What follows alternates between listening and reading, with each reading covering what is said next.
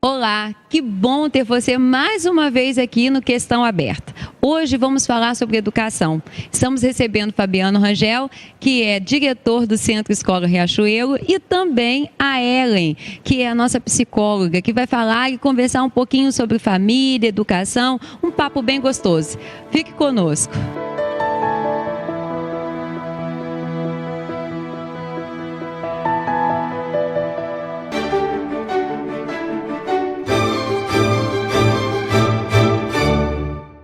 Que bom que você está aqui conosco no programa Questão Aberta. Hoje vai ser um papo muito legal falando sobre educação. Educação é algo que mudou a minha vida. E eu gosto, né? eu gosto. Você também mudou minha vida, né? Não poderia deixar de falar isso. Mas tudo bem. Mas a educação é algo muito importante na vida do ser humano. E para isso nós vamos ter um bate-papo legal. Meu amigo Fabiano Rangel. E minha amiga Ellen, né? Ah, pensaram que eu tinha esquecido.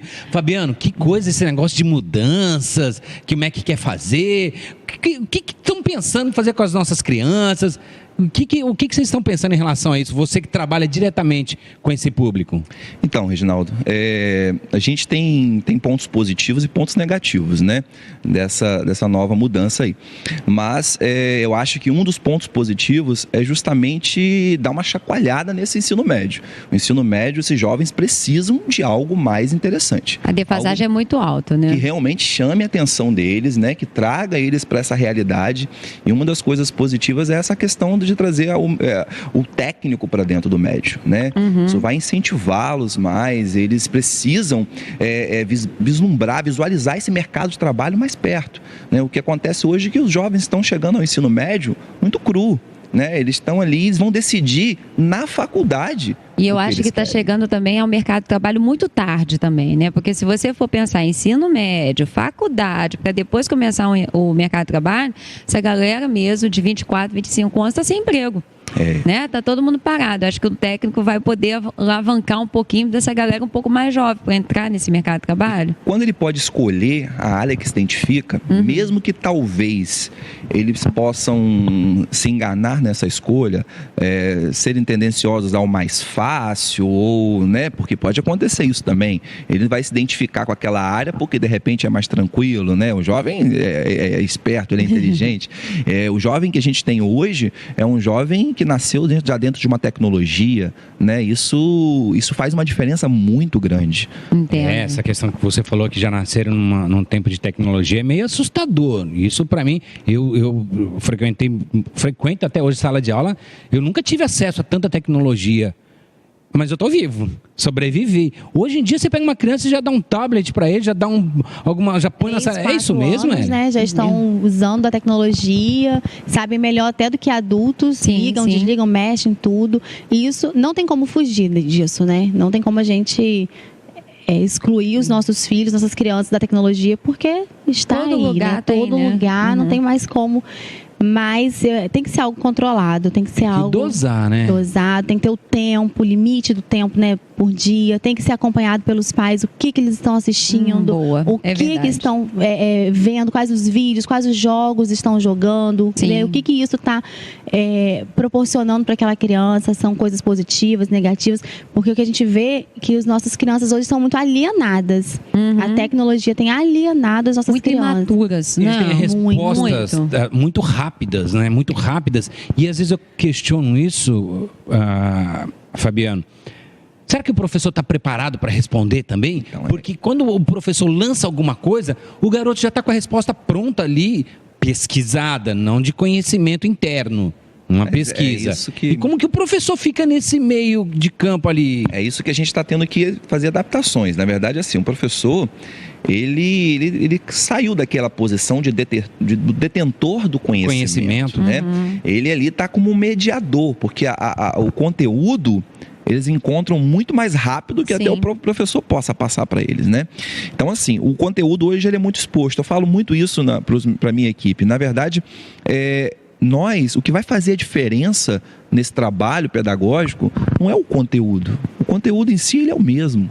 todos vão trabalhar, mas o que vai fazer a diferença é como vamos trabalhar isso, como nós vamos aplicar isso, qual a maneira que a gente vai passar isso para eles, né? Como que eles vão encarar e vão levar isso para o dia a dia. Aí volta aquela questão do ensino médio, essa mudança, né? De trazer o aluno, trazer esse jovem para olhar mais o dia a dia, o mercado de trabalho, eles poderem realmente estar mais animados, né, para isso, ter aulas mais dinâmicas, específicas, ou seja, trazer alguma coisa que seja positivo no âmbito de ele realmente querer participar. Porque o que acontece hoje é isso, o jovem, ele estava estudando muito por obrigação. Por obrigação, isso mesmo. Para passar, a gente né? Para alcançar. Para passar por obrigação de quem? Do aluno ou dos pais? Como é que vocês percebem isso? Acho é obrigação contexto, de quem passar? né? Dos dois, né? Dos dois. Precisa passar de ano, porque mas às vezes eu percebo que os pais, eu quero também, que meu filho né? seja isso. Ele tem que estudar para isso. Então eu vou pagar a melhor escola para preparar ele para isso. Aí o menino se prepara, vai, estuda, chega lá na hora, não é isso que ele queria. E aí, como é que a gente vai trabalhar com essa pessoa? Por isso que eu falo que, na verdade, assim, a gente trabalha num conceito de educação construindo valores. Porque eu acho assim, eu não tenho como preparar, eu não consigo preparar um aluno desde o primeiro ano do ensino fundamental, com 6 anos de idade, para ele passar no vestibular. Eu acho que isso vai ser a consequência do que ele vai aprender. Mas ele precisa primeiro se comportar como criança, aprender a respeitar os seus colegas, aprender a fazer a diferença onde ele está, porque vai chegar lá, ele precisa ser um profissional que faça a diferença. Ele precisa ser um universitário que vá conseguir alcançar lá, né, os desafios da universidade, do mercado de trabalho. Sim. E eu acho que com essa entrada do técnico realmente do ensino médio, vai preparar muito esse para chegar a esse ponto da faculdade mais amadurecido. Que como a Eri mesmo disse, as crianças hoje estão muito imaturas. Parece assim que são alienadas. A tecnologia, eu vejo amigas minhas falando exatamente assim, Leandro, a escola passa e pesquisa. Aí quem pesquisa são os pais. Porque a gente que tem que fazer o trabalho, porque é tanta coisa que se pede, coisas tão difíceis. Agora eu não sei se meu filho não está sabendo, ou ele fica tão alienado, porque aí ele vai direto no Google, coloca o nome, né?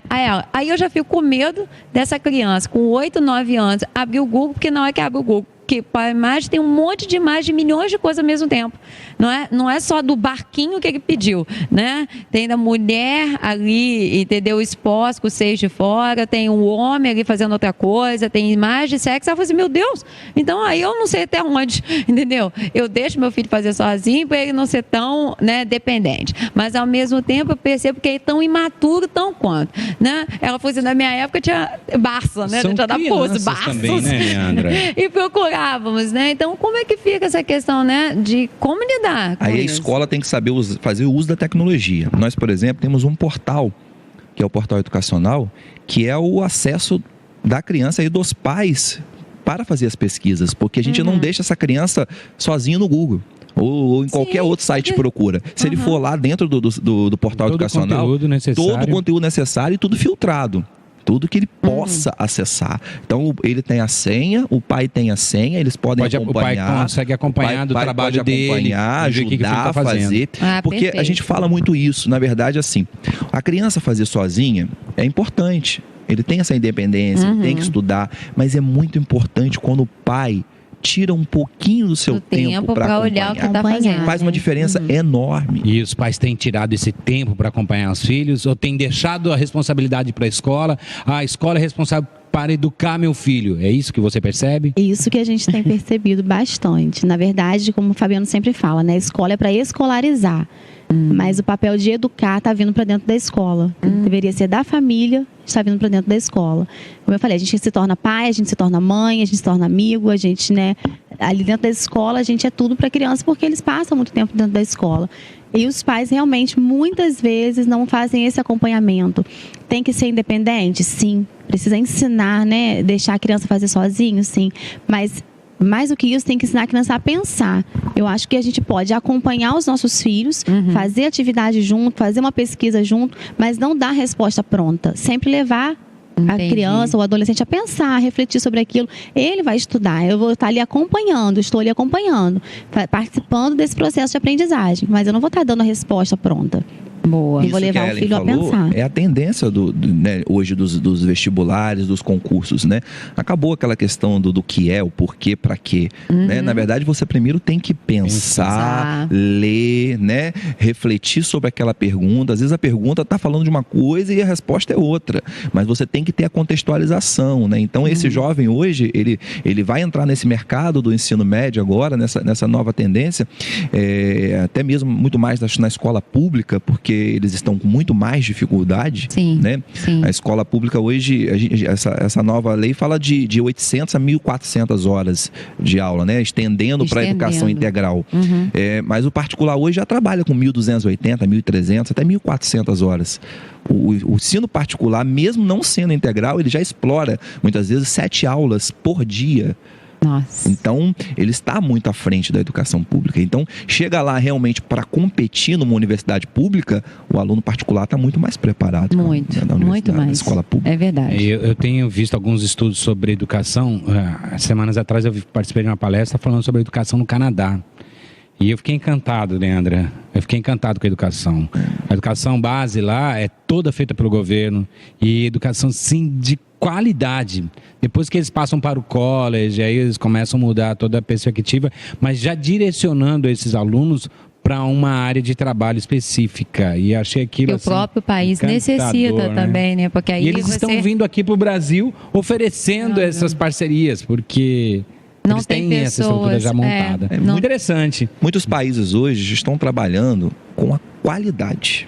Nós ainda estamos trabalhando com a quantidade. Nós ainda estamos tentando e lutando para colocar esses alunos dentro das escolas. Países como o Chile já trabalham com a qualidade, né? Os diretores de escola, eles apresentam um planejamento, um plano de metas, e eles têm que cumprir tantos anos. Não cumpriu?